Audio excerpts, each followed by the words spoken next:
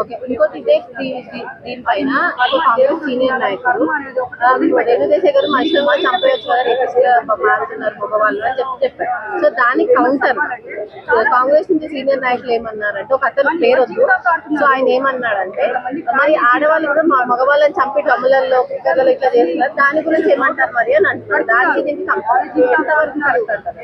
Recent గా 2-3 ఆడవాళ్ళు కూడా ఆడవాళ్ళ తిడతం చూసాం, అది హ్యాపీనెస్ అనిపించింది. కానీ వీళ్ళకి పూర్తిగా తెలియదు. ఓకేనా, రేపులు జరుగుతున్నాయని సినిమాలు 4-5 సినిమాలు చూసేసి ఏదో డైలాగులు చెబుతున్నారు తప్ప, అమ్మ రేపులు చేసిన వాళ్ళని సొసైటీ వదిలిపెట్టదు, ముఖ్యంగా పోలీసులు వదిలిపెట్టదు, వాళ్ళ ఇంట్లో వాళ్ళు వదిలిపెట్టదు, వాడి చుట్టూ తిరిగే వాళ్ళు ఎవరో కూడా వదిలిపెట్టడమ్మా. సొసైటీకి కొద్దిగా విలువ అనేది ఉంది. ఆ విలువలు అనేది మీలాంటి వాళ్ళు పోగొడుతున్నారు. ఈ రోజు ఇట్లాంటి పనికి మాలిన మాటలు మాట్లాడి, పనికొచ్చే మాటలు మాట్లాడండి. ఎన్నో విషయాలు ఉన్నాయి పనికొచ్చే మాటలు, ఎన్నో పనికిరాని మాటల గురించి మీరు పోరాటం చేస్తున్నారు. పనికొచ్చే గురించి పోరు చేయండి. ఈ రోజు అమెరికా డాలర్ అది దాని నోటికి కూడా తిరగట్లా, దాని వల్ల రూపాయి విలువ ఇంకా పడిపోతుంది. 89 వల్ల ఇవాళ 91కి వెళ్ళింది. దాని మీద పోరాటం చేయి. స్టాక్ మార్కెట్ మొత్తం పడిపోయింది పనికి మాలిన మీలాంటి వాళ్ళు పనికిరాని మాటలు మాట్లాడటం వల్ల. పనికొచ్చే మాట్లాడితే ఏమైనా మాట్లాడితే సోషల్ మీడియాలో పెరిగిద్ది, ఒక సొసైటీలో పెరిగిద్ది, కొన్ని విషయాలు అనేవి ఆటోమేటిక్ గా పెరుగుతాయి. స్టాక్ మార్కెట్ పెరగడానికి కూడా సోషల్ మీడియా ఉపయోగపడిన రోజులు ఉన్నాయి. అట్లాంటి ఎన్నో ఉన్నాయి. మీలాంటి వాళ్ళు వాటి గురించి మాట్లాడితే సొసైటీలో కొద్దిగా విలువ అనేది ఉంటది. ఆ విలువ అనేది మీరు పోగొట్టుకోమాకండి.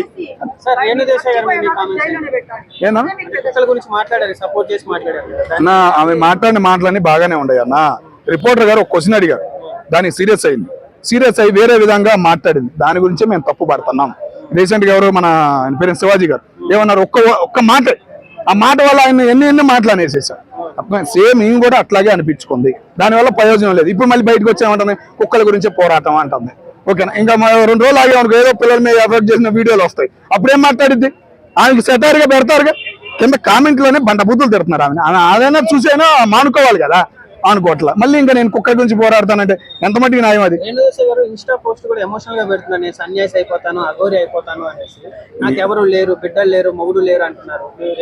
ఇక అట్లాంటి వాళ్ళ గురించి మనం మాట్లాడినా కూడా వేస్ట్ అన్న. సుప్రీంకోర్టు తీసుకున్న తీర్పు ఏంటంటే, ఒక వైరస్ దాని వల్ల పాగుతుంది, కుక్కల వల్ల ఎఫెక్ట్ అవుతుంది, దాని వల్ల చర్యలు తీసుకోవాలని చెప్పేసి ఒక లాయర్ వేసిన దానికి ఎమ్మటగా స్పందించింది. కేసులు పెండింగ్ పెడతాలో సుప్రీంకోర్టు నెంబర్ 1 ఒకప్పుడు. ఓకేనా, ఇప్పుడు కొద్దిగా మారిందనే ఆనందం మాకు అనిపించింది. అట్లాంటి టైంలో ఇట్లాంటి పనికి మాలిన మా వాళ్ళు వచ్చి మాట్లాడటం వల్ల ప్రయోజనం లేకుండా పోతుంది. ఎన్నో ఉన్నాయి, ఆమె అన్నట్టు రేపు కేసులు ఉన్నాయి, ఎన్నో ఉన్నాయి. వాటి మీద పోరాటం చేస్తే సొసైటీలో ఆమెకి ఒక విలువ అనేది ఉంటుంది.